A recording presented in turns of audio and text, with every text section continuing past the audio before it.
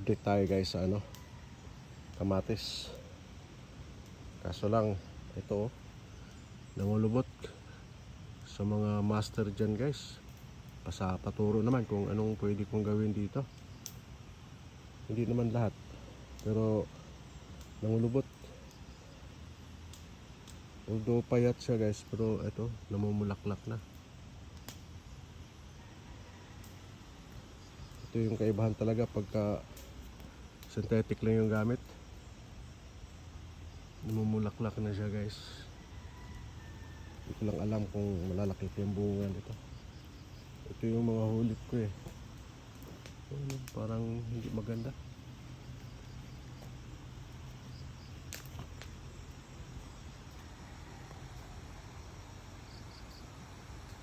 Ano kayang gamot dyan sa mga kulubot guys? Salamat guys.